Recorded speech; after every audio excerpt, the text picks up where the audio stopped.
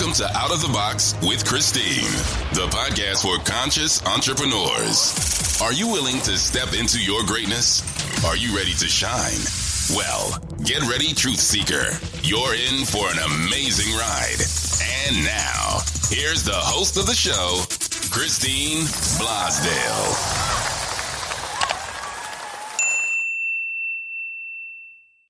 Welcome back to Out of the Box with Christine. I am, of course, your host, Christine Blosdale, your motivational multimedia coach.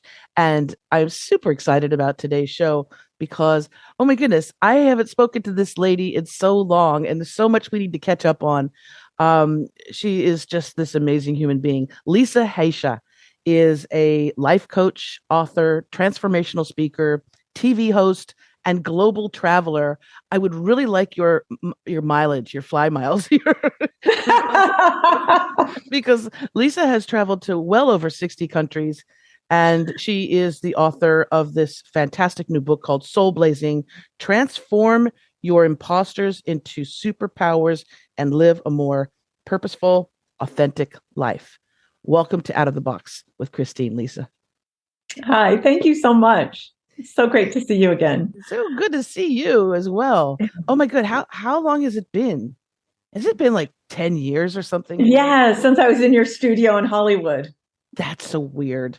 That is so weird. Well, and we had such a great connection because the work that you do is so powerful and it helps so many people's lives. And you're authentic yourself. That's one thing I would say struck me when I first met you, your authenticity. And so I know that you walk the walk. You talk the talk, but you also walk the walk. And so I'm just so happy to be with you again today. So this book, Soul Blazing, it's not just a book, right? Soul Blazing is a lot more than just a book. Let's talk about this and how you came up with this, the term soul blazing, and particularly in this book as well. Yes, it's right here, Soul Blazing. Yeah, it's much more than this because it really is a way of life.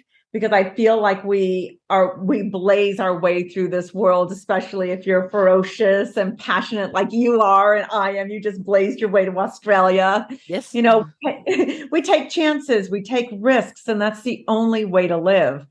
And if you're too cautious about everything and overthink and want to be liked by everyone and what is everyone going to think, you're never going to amount to anything. And I think I was brought up that way because I was brought up under a Baghdad roof in San Diego. And it was like, what will the neighbors think? What will the relatives think? All the time. It was never, who are you? Tell me about you. How do you want to live your life? It's what will everyone else think? And I think that was the genesis of this book. That what will the neighbors think? Boy, that really, that was something that was so prominent and like everybody's lives not too long ago, and it still is in many ways. We tend to go, oh, we're so much more advanced than in the 70s, but yes. But are we?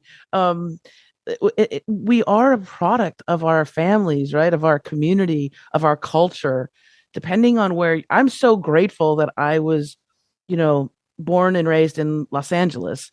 And I remember when I went to school, I think I was in kindergarten, and a kindergarten teacher said, oh, it's so sad. I'm so sorry for you, Christine. I was like, what's going on? And she said, you're from a broken home. And I was like, well, my home's broken? My parents divorced when I was 2. And at 4 or 5 years old, I actually thanked them personally for getting a divorce because I knew that they could not be together. My father had a very different personality than my mom. My mom, French, Moroccan, very French coquette, European. My dad from Burbank. Oh my God. Yes.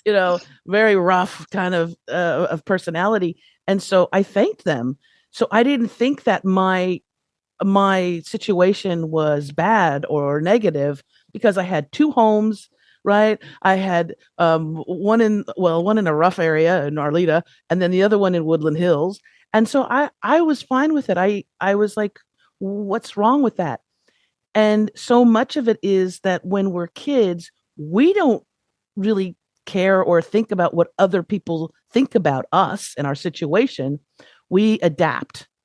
And I think this is something that's so important. I would love you to be speaking to kids. I would love Soul Blazing to be like a curriculum, like part of the curriculum for kids, because those messages are not being told right now, right? Oh, absolutely. We always want to please. And when you're making choices or when someone's judging you, they're not judging you, they're judging you the way they see things, because we all are coming from our past and how we've been culturally trained. So it's not the truth, it's just their truth. So if people get that and teens get that, just be you. Everyone else is taken. And if you don't decide who you are, someone's going to tell you who to be in this world. And then you're never going to be okay. You're never going to be happy. And neither will anyone else, because you're never going to be perfect for them anyway. And I think I learned that early on, growing up again under a Baghdad roof. We went to a lot of funerals, and basically it was baptisms, funerals, weddings, and, gatherings, holidays and stuff. But at these funerals, it was fascinating to me because everyone wore black and there was like 100 people there for people who died. The women on one side, the men on the other. You might know that from your Moroccan background. But there'd be this woman there who would pass out tissue boxes to everybody. And I thought, okay, that's weird. And then she starts yelling at them in Arabic. And I didn't know what she was saying, but, I'm like, oh my God. And you see people going, crying. And I'm like, what is she saying to them? And these are the front row people that are really the immediate relatives of the deceased. So in my mind at that time, I thought, what a horrible person who would stand up and do this.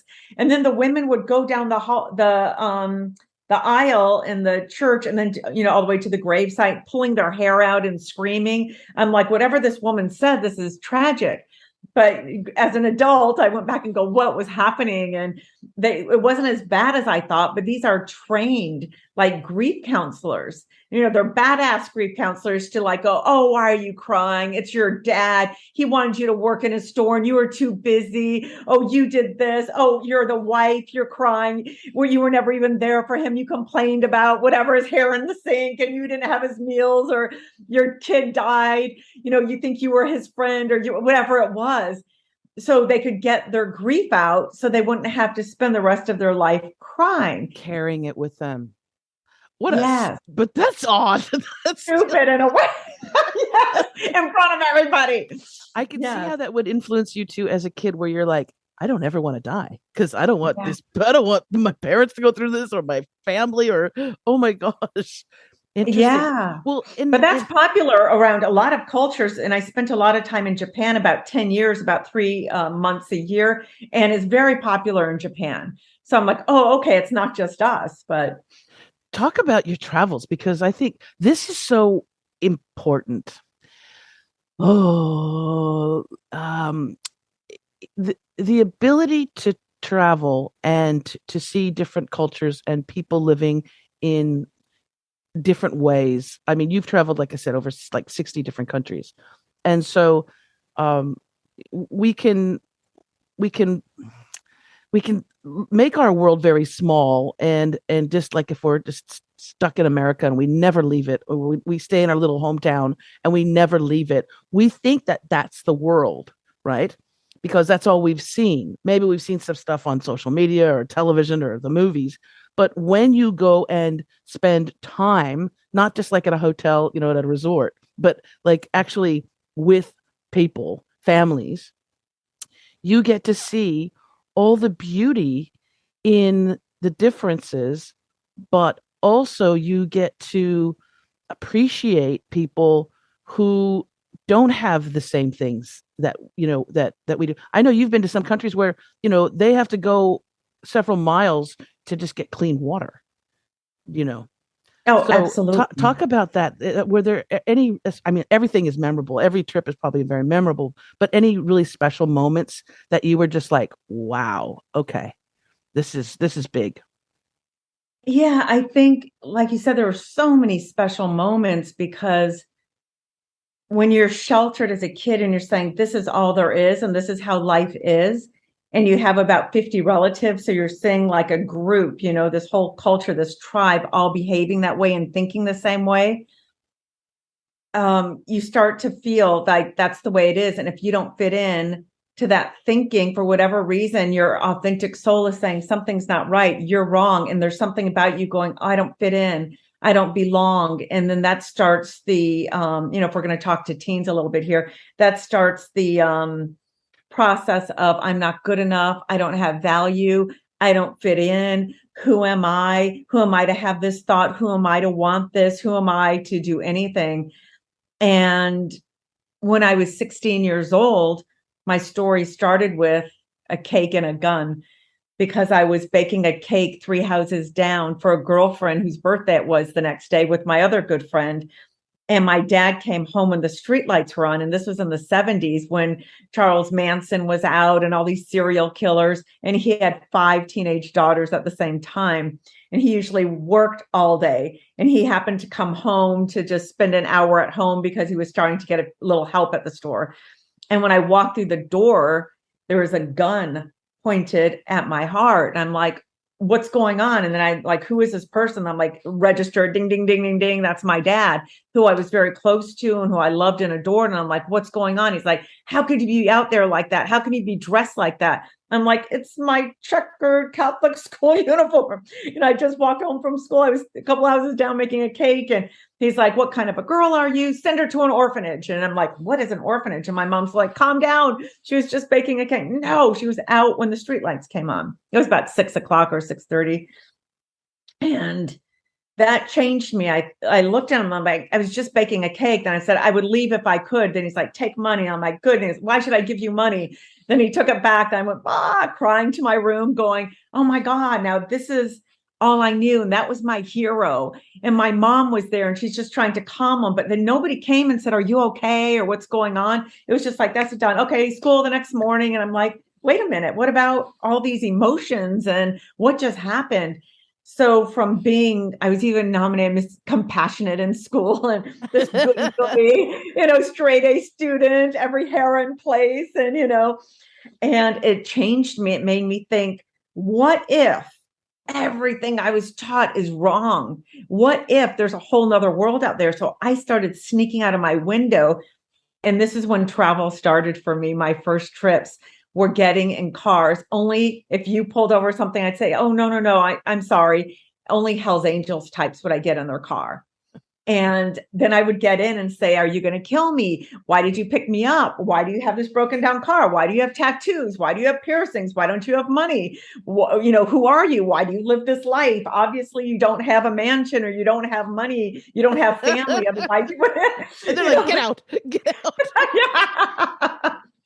Yeah. They're like, where do you want to go? I said, nowhere. I just want to go around the block a few times. I want to understand. My dad said, I have to fear you.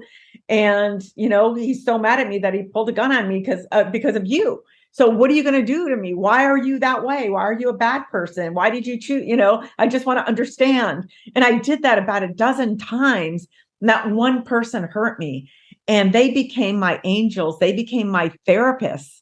And I would share with them all the stuff that I couldn't share with anyone else. And I became even more compassionate for people who you would normally judge. You're like, no, that's a choice. And these people have a right to be whoever they didn't want to play the game of working 100 hours a week and building this, building that. And they just wanted to have more freedom and develop their soul and do whatever it was. And I learned so much from that going, you don't have to be a workaholic. You don't have to have marriage and kids by 25 and have a house by 30 or you're a loser. So it started to shift everything. And then my maternal grandmother came over and said, she went to a psychic when my mom was young and said that her daughter was going to marry a foreigner and have 5 daughters. And one of them was going to be a star. And I went, I get to be the star. Then all my other sisters going, I don't care. I don't want to be a star. But to me, that was when Charlie's Angels and all that was up. Oh, girl, like, I know. My God, I'm like, oh my God, you get fame, you get millions of dollars, you get freedom, you get to travel the world, you get to go to the White House. All this stuff was in my head.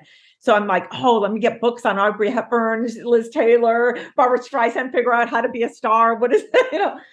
So that planted a seed, which also, when you're born, you've heard of the acorn theory, James Hillman, where we're all born with a seed in us and you have to water it to grow. And sometimes you stamp it out and you go in the wrong direction. But if you keep watering that, you're going to ultimately become who you're supposed to be when your personality meets, with your authentic soul. And your personality is your ego and everything that's been done to you to kind of prohibit you from reaching your goal, all your obstacles, right? So when they're in alignment, you're in your authentic soul, and that's your acorn when you become an oak tree. So I start thinking about that, going, oh my God, this is what I'm supposed to do.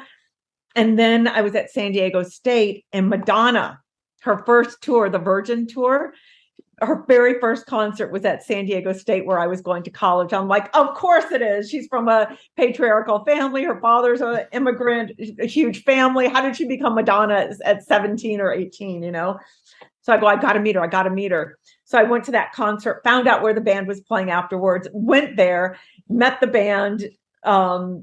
And then, of course, I was still Chaldean and, this good girl. So I'm like, I have to be home by 11. I have church tomorrow and this and that. I got there at 10:30. They're like, oh my God, everyone else is doing Coke and hanging out, drinking. I'm like, I can't drink. I can't do that. My dad will get me. I'll be in so much trouble. They're like, you're 22. I'm like, it is what it is. But I exchanged numbers with a band member and he said, let's keep in touch. And we ended up talking the whole tour. And he's like, you've got to come to New York the last 5 days there. You can meet Madonna and all this stuff. So my dad said, absolutely not. So I ended up writing a Sin City. Right? Yes.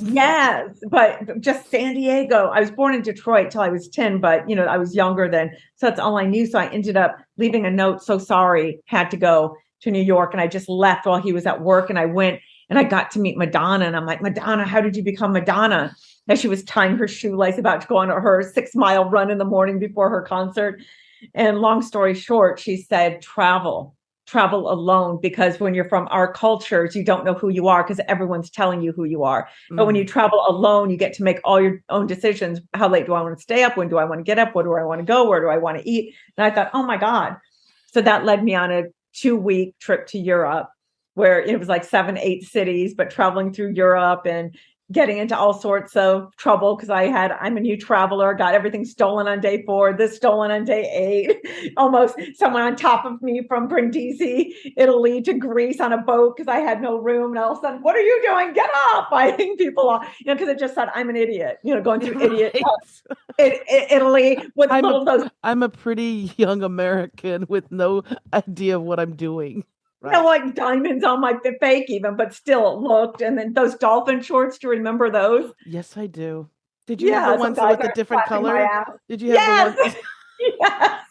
I went to San Diego State too, girl. So I know. Yeah. I remember the dolphin shorts. They were so short too. Yes.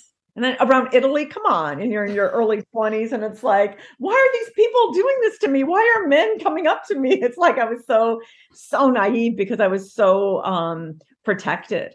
Wow. So it was a great wake-up call. So when I went back home, I'm like, I got to go to LA. I can't stay here anymore. Something inside me changed. And I said, disown me, whatever you have to do. I'm moving. And I moved to LA with a girlfriend who wanted to be a singer. And then I stayed with the Madonna guy. And we the Madonna guy. Yeah. He's still a friend today, ironically. I just saw him a couple of days ago. But yeah, and so every day there's Madonna at the house, Earth, Wind and Fire, Prince, Apollonia, that was Purple Rain. Everyone said, you'll be back in a couple of days, you'll never survive, you're a fawn. All of a sudden I'm with all these people, and I'm at Madonna and Sean's wedding a couple of months later. Then my boyfriend was up for a Grammy Award for jazz, and I'm at the Grammy Awards like in September. I moved there in June. August was the wedding. September is the Grammys and Janet Jackson. So I'm like, this is so easy. Of course, that psychic said, And you're like, I'm not coming back. No. Never coming back. Never coming back. And I never have.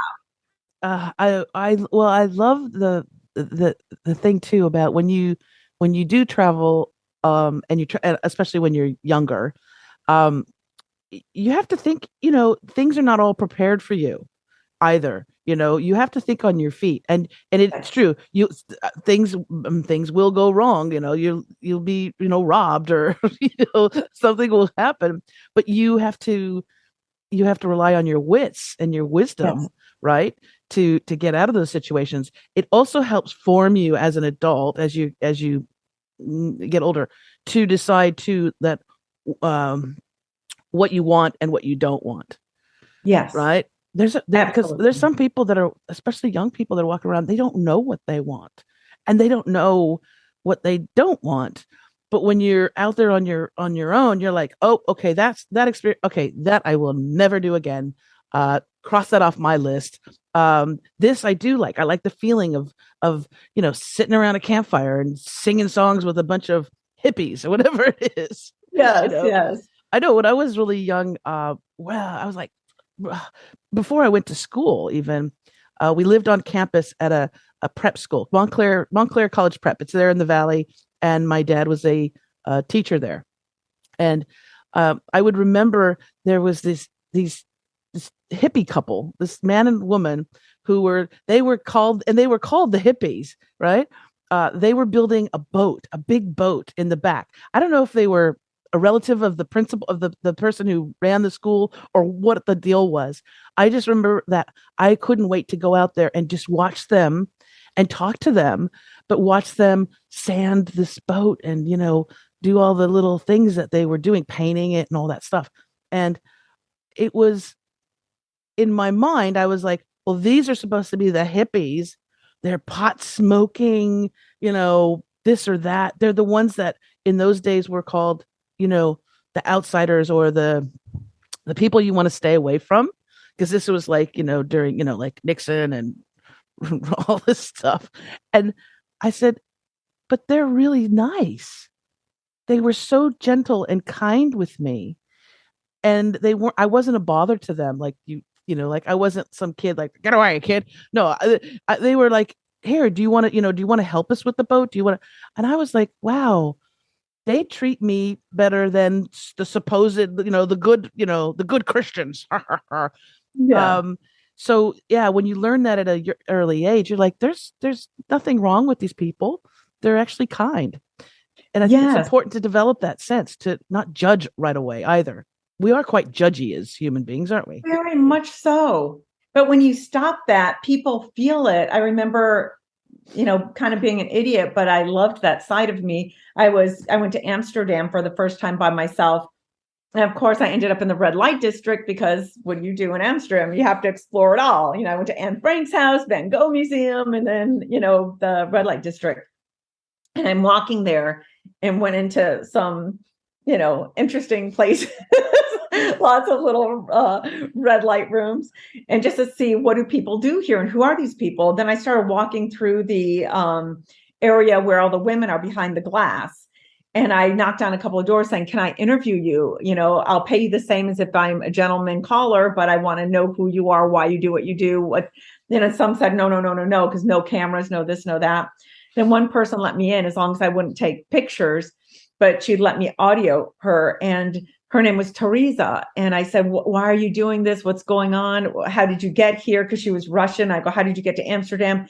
And she shared her story. And once you start hearing people's story, you start relating, because you connect with them on so many different levels. We're all the same fundamentally. Some of the experiences are different, but the feeling and the emotion under it is the same. So we're like having this deep conversation, and she's saying, she just wishes one day someone would touch her soul instead of her body, and how she protects herself, and that she's doing this because she has to raise her two kids that she had that from a rape, and she didn't want an abortion, and she's sacrificing herself for that. And her sister is a lawyer and looks down on her, but she married rich, and that guy put her through school. She didn't have that, and she's the one who got raped and had kids you got to admire that, going, oh my God, she went to a different country doing this so she send money home to her kids. And it was just so impressive. And you're like, we all have our own journey. There's nothing right or wrong about anyone's choices.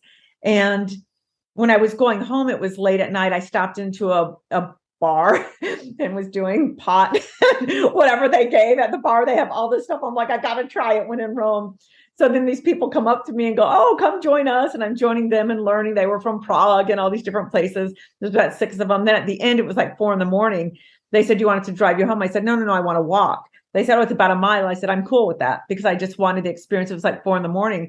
Then I started walking out and it started getting a little shady, a lot of drunk characters. And so I found the biggest guy and I said, excuse me, will you walk me back? And it's like, what are you talking about? I go, just walk me back. And I kind of grabbed him and he started walking with me. He goes, how do you know I'm not a bad person? Or I'm not going to hurt you? I said, oh, I don't attract that. I only attract good guys. So I don't care who you are in your life. You can even share it with me, but you're going to get me home safely.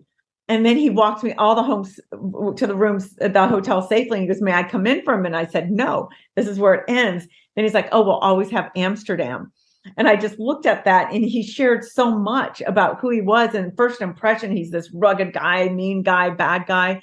But when you don't judge, they feel it. And then there's a complicitness about you guys where you become one soul, where you could just share and just so much, heart and truth comes out. We all come in here as babies. We're all newbies just trying to find our way home.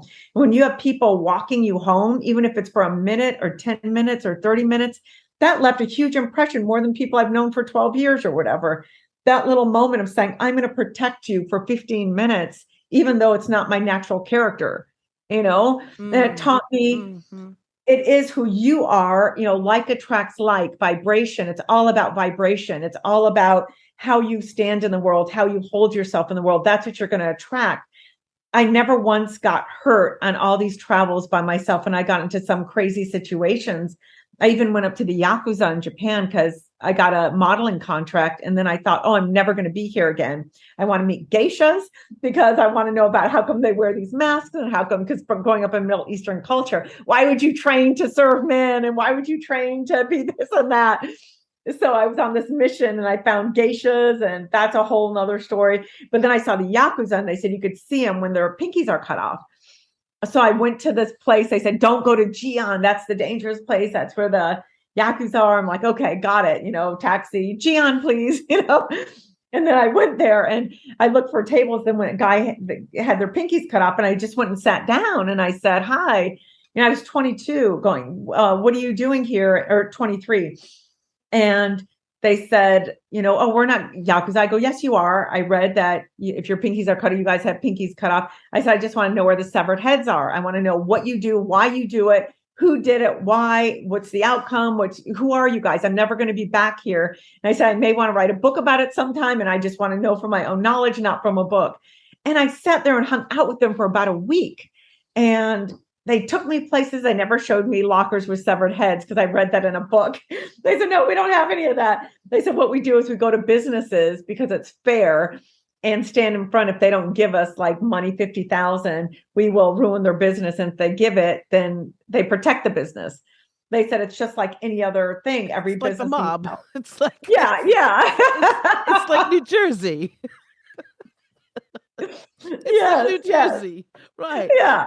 And they train people if they don't follow, in line, they get a little rough, but it was just fascinating because I'm seeing their heart side, I'm seeing their family side and what got them into that and how it happened. And then you start understanding how people think, feel, act, what their story is, what their journey is. You could start having compassion. Look at all the people in jail. If we just gave them jazz music and put them in courses and gave them compassion and empathy going, what happened to you? Tell me your story. And you really care. So much of it. But what happened? Yeah, right? So much of it is what happened. What happened? Yeah. My dad was a probation officer in Los Angeles, and he a lot of times he would, when he was working with young boys, he would try to get them into like athletics because that was his thing. He was a football coach, and he was like, sport is the way to get out of the. And a lot of them did. They channeled all their their energy into sport and things like that. But he would say, "Do you know what, Christine? What's frustrating to me is that when I'm working with a young man and telling him that I care about him and getting him introduced into sports and things like that." He said, the light that is shining in their eyes is so bright and they feel hopeful But when we put them back into the place where they came from, their neighborhood, their situation, if they might have a parent who is on drugs or alcohol, who has substance abuse, because it's just that continuing story, right? That ripple effect. It just continues from father to son, from mother to daughter, mother to son, all those things. And he said that was what the tragedy was that he felt was, there was hope and a different life in front of them, but a lot of times when they were put back into those situations, abject poverty and drugs and crime all around you, they would slip back into those situations where they found themselves either going to juvie or going into jail eventually. So it's Yes. so important, the environment that we're in. With I want to remind our wonderful viewers and listeners, if you're watching this on YouTube, you can see my beautiful guest, Lisa Haisha. If you are listening to us on radio or on the podcast, Out of the Box with Christine podcast, my guest today is Lisa Haisha, and she is a spiritual teacher, motivational speaker, author, world traveler, life coach. She's just a Renaissance woman, like myself in many ways. And she's the author of the book Soul Blazing: Transform Your Imposters into Superpowers and Live a More Purposeful and Authentic Life. I like this idea about imposters because I work as a coach, and you do this as well, I'm sure. I work with clients who their number one, number two issue is this imposter syndrome thing, where they're like, well, who am I, who am I to be a public speaker? Who am I to be someone that people can come to for advice? Who am I to be a leader? Ooh, I'm like, you are the perfect person. No, but this imposter syndrome, so many of us have it and wrestle with it. Can you talk about that? Apparently the soul blazing is also based on it's a form of personal transformation, but it's based on 7 imposters or archetypes. Can you talk about that? Go over that a little bit? Yeah. From working with thousands of people over like 20 years and working with foster kids, working in orphanages, working in schools everywhere and on my travels, I started saying there's got to be a pattern here, because I started hearing, I did this, especially in jail, because this person did this to me. They're victims. And in real life, I don't have money because my parents did this to me. I didn't have or someone stole it, whatever. Or the overthinker. I wanted to write that book, or I wanted to do that, but they were perfectionists and never got it done. Or the joker, everything's a joke, or they try to put other people down just to make themselves look better. And the egotist, who is just like, I'll kill anyone to get to the top, no scruples, just, brutal. Or the seductor, sleep them way to the top, or flirt, or use their, wiles to get whatever it is. Or the judge, judging others and judging themselves. And then the fixer, always worrying about fixing other people so they don't have to look at themselves. Then the ultimate goal is your authentic soul, which is, who you truly are. But all these are masks that we put on, and we sometimes have all of them on, sometimes one, sometimes two, but there's usually a dominant one at any given time during your life. And I know my mask has changed throughout. Sometimes it's one, then it's another. And it's like, oh, that's interesting. Why am I living my life right now like this? Why did I make that choice? Oh, I'm scared. Usually it comes from fear, trying to protect yourself. So you put on this mask, and then you start telling a story, and it's like, that's not really a true story. It's a story I made up, because no story is true. And I know you know that. When, I have 4 sisters. If you say, oh, what was your childhood like? All of us have different images. I think we were rich. One sister says, no, we were poor. My dad borrowed money all the time.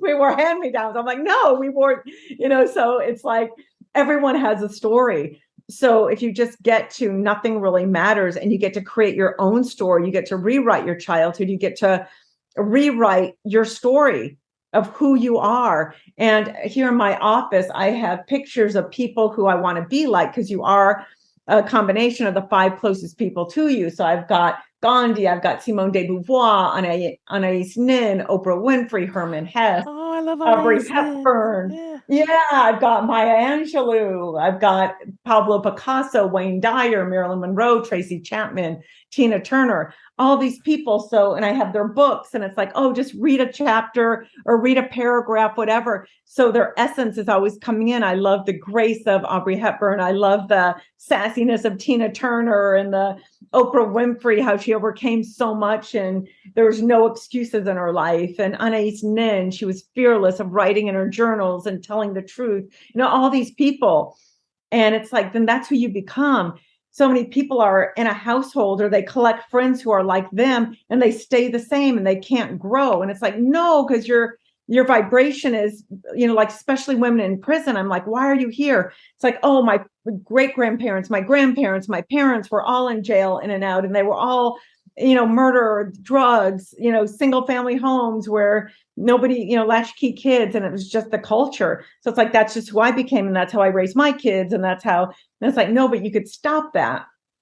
And it's very powerful once you do. And that's how soul blazing came about. I was in the Chowchilla prison working with these lifers. And then I got the bully of the prison, and her name was Bella. And then she was so mean to me, like daring me to have any compassion to her. Who do you think you are? You know, you're this, you know, privileged person and da da da. I'm like, no, I'm here to help. Because you know how many people have been in here? Like, you know, I've been in here for 23 years. It's like every month there's 2 or 3 counselors, social workers, priests, teachers. And she says, no one could help me. I'm in here for life regardless. So she was just really mean, really angry.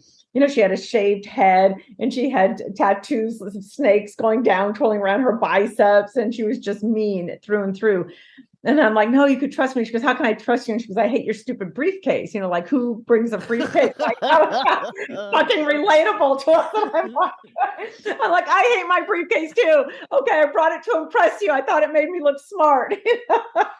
So that broke the ice a little. I said, just give me a minute. Give me your hands. And I held her hands and I was fearless. I just went up to her like this, intertwined our legs. And I just went up to her and looked her in the eyes. I said, just take a minute, just forget who you are for a second. And I just looked at her and saying, I love you. You know, I love you. And something in her broke. I think she first of all felt seen for the first time.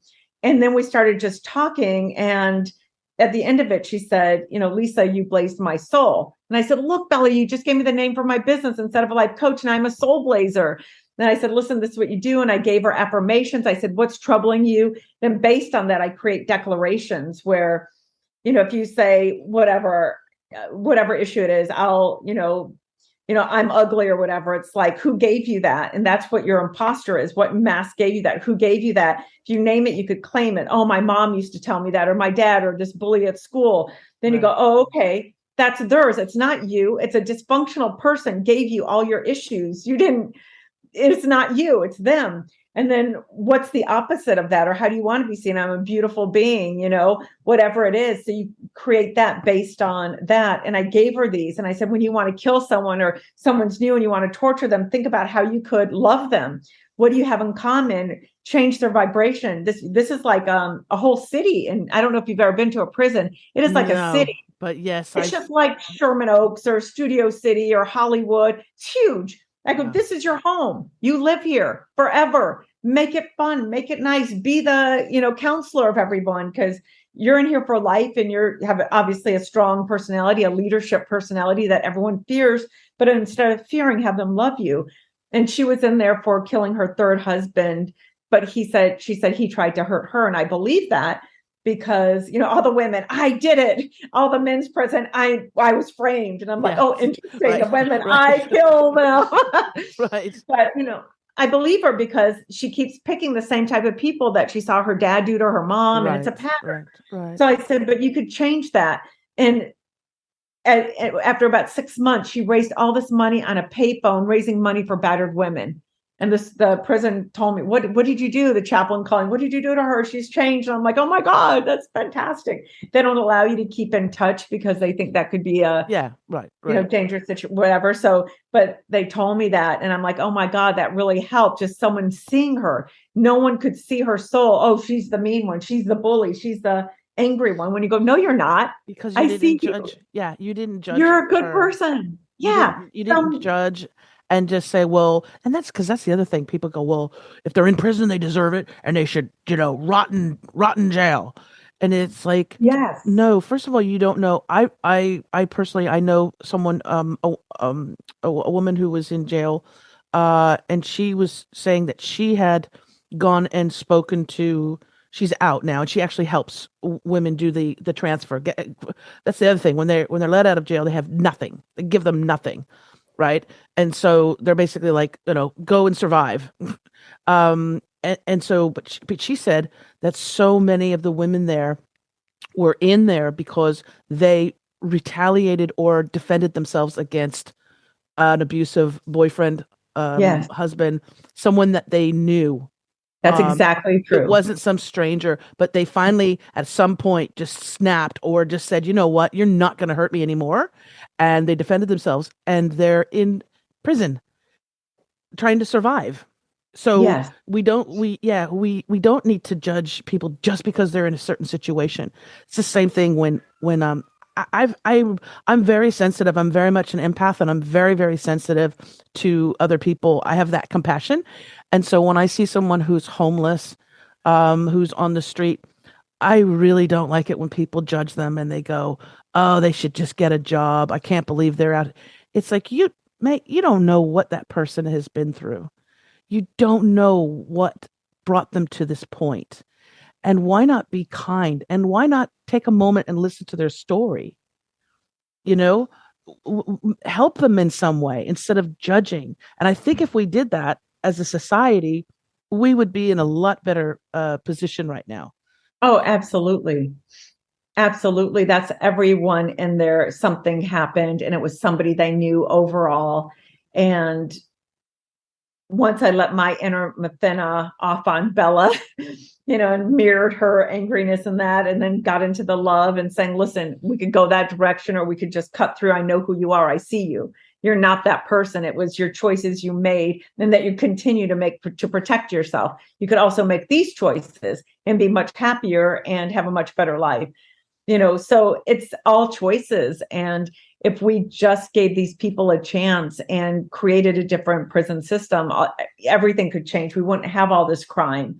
But when nobody cares about you and they know that and they already are so deep into the negative of life, there's no other option but to keep committing crimes, which is awful. Well, it's really hard. I call it the spiral. It's really hard and if you're in jail or not in jail, if just in life in general, when we spiral down that emotional drain, when you let the bathtub water out and it goes down the drain. Yes. I find that it can be hard for people to stop that because it's so strong. The force is so strong to spiral down to say, no one loves me, F the world. Who cares? I'll get what I want because, nobody cares about me. Right. And it's that survival. I don't know what that is. If that's that part of our brain that maybe we're afraid of getting kicked out of the tribe, and have to be eaten by a dinosaur or a saber-toothed tiger. So we have this need to feel like we're going to do anything and everything it takes, no matter what or who we hurt. But I think that you've caught on to something about just trying to be able to connect with someone. Looking them in the eye is huge as well. Oh yeah, the people were scared. No, you can't get that close. You're supposed to stand this way. No, this is special. I'm like, no, she's the worst one in the prison. I'm like, stop. Let me do my thing. Putting away the script and I'm going to do what I do and see what I could do because otherwise, why am I here? It's just wasting my time. So but after some of these experiences, I still realized there was something broken inside me from what happened to me as a child, even though my dad and I were good friends again and buddies, and I understood what he did. And it was an isolated incident. It's not like that happened every day. But I decided I needed to go to Iraq because I'm not going to be an actress anymore. I'm not going to do this. I'm not going to do that. What am I going to do with my life? And that's when I was obsessed with Christiane Amanpour. Remember her? Yes, and she's still around. Yeah. And she was in Afghanistan and Bosnia doing all this war reporting. I'm like, so oh my God, journalists. You were going to be like I thought that would be fun and go to Afghanistan. Afghanistan. Correspondent would be, oh yes. Yeah, and I thought I could be with the Taliban and I could talk to them and I could like tell them I love them and I could change the world. So I heard on the news it was saying, there was Iraq was being invaded. It was Desert Storm. And they said, it was no fly zone. So you have to go to Jordan and it's an 18-hour bus ride into Iraq. And they stop it 5 times and sometimes they kidnap Americans. So I said, I got it. I will get on that bus and I will get kidnapped. And then I'm going to talk to them, soul blade them. Then we're going to write a book together. And then I'm going to get on CNN and everything. Then I'm going to become a war reporter because now I'm going to change the whole Middle East situation.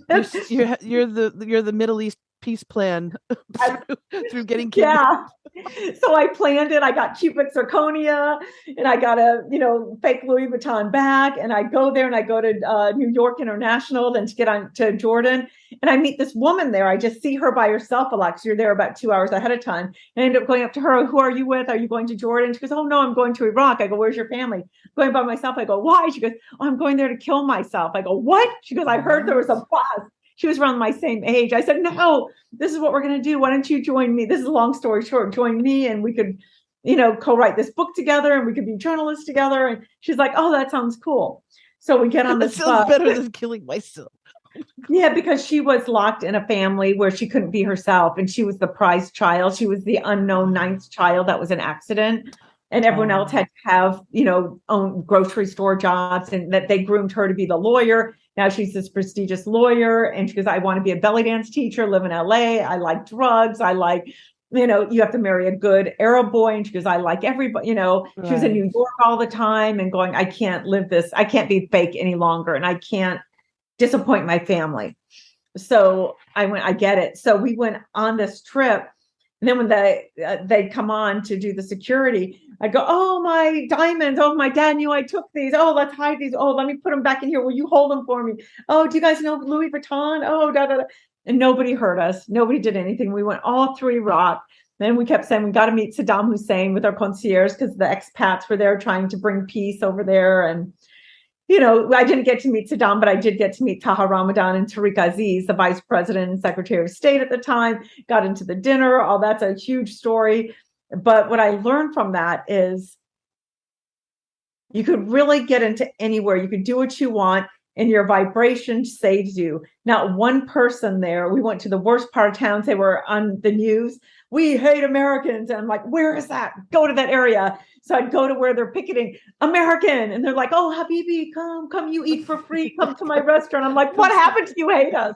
Like, oh, we have to say that for the news and be careful. The walls have ears. So don't say anything. And that's how they just take people and throw them in jail because they have like secret microphones everywhere. Yeah. But it's like, oh my God, all these people that then we're afraid of, they're all nice people too. And they're just like, they have to do it because that's what the government tells them to do. But they're, so I realize all the news is biased to a certain degree of what yes. they can say. The positive and the negative. It's like nothing ever was true when I traveled. No, that whole desert storm, that whole thing was a crock of lies and the whole Saddam Hussein thing with the mushroom cloud. Remember that? Mushroom cloud. It's going to be a mushroom cloud. Yeah. Everybody was mushroom cloud. And that wasn't, no, so many wars and so much strife and pain and suffering and horrors have been inflicted upon people. And by the way, majority women and children. Okay. Based on lies. And based on greed, because we know there was a pipeline, we know the whole thing, although that's not front page news anymore. Right. But when you actually go and meet the people, right? They're amazing. We were told to be afraid of, look at the people who were Arab Americans look at the Sikhs because they had the hair, the thing on their head. They were being beaten up. They were being beaten up in America because people thought that they were the Taliban and they're Sikhs. Right. And they're the most peaceful, kind, loving. Yeah. It was crazy. So very crazy. So that's the moral of the story is don't just judge and don't allow someone else to tell you what to think about people. Go and talk to them. Yeah, and it's breeding kids to think that way. If you think that way as an adult, because then I worked my way to Tilkef, which is where my father was, the Christian area, which is like 2,000 people out of the whole country because everyone's Muslim. And I went into the orphanage, going, let me go, because this is the orphanage my dad was going to put me in. I start talking to these children. They're like, you hate us. Why does America kill us? Why does this? Why does that? The whole world's against us. I'm like, no, it's politics. We care about you. I'll memorialize your words. Then they're like, yeah, right. I'm like, how am I going to memorialize their words? So I started asking them questions, is God fair? Why are we not? Who do you want to be? Who do you want to be when you grow up? Who would you want to meet? And asking them all this and caring about them for a couple of weeks. And then I left thinking, what am I going to do with this? And then I ended up getting a job for trade shows in different countries. So I go, let me go to orphanages and stay longer and interview kids. And that ended up being this book, Whispers from Children's Hearts, where I went to 15 countries over 5 years, staying in orphanages and stuff and learning about how these kids were developed and all their prejudice based on what they were told or what happened to them. I'm saying, no, you could undo that. This is just certain people, and there's a vast world out there, and this, just all these conversations.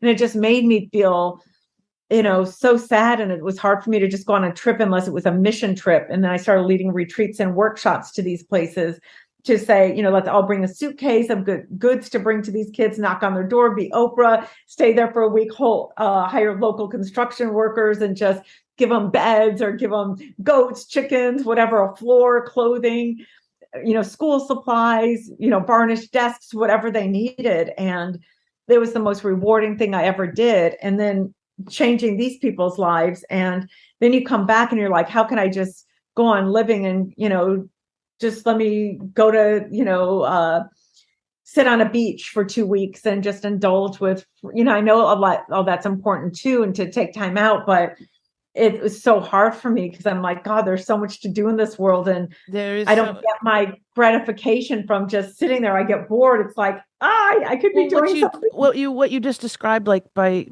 going to an orphanage and actually staying there a week and making things happen, not just wringing your hands and going, oh, this is horrible, this is so bad, but like actually doing something so that these kids too, that's going to be a memory for them that somebody actually cared enough to talk to them, cared enough to actually do something to make their lives a little bit easier, right? And we brought Polaroid cameras and gave them to the kids and took pictures of like, whoa, like in a minute you get a picture. Some of them have never even seen photos of themselves. So now they have these memories with their friends. I mean, it was just so, oh my God, amazing.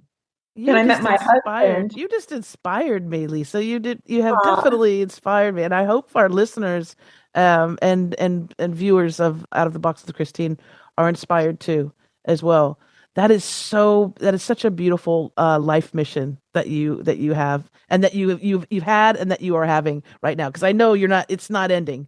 No, it never ends. It never ends. No, I just got a grant from Google to work with teens and kids, and I just created a program. Great. So it could be free and work with all these different people.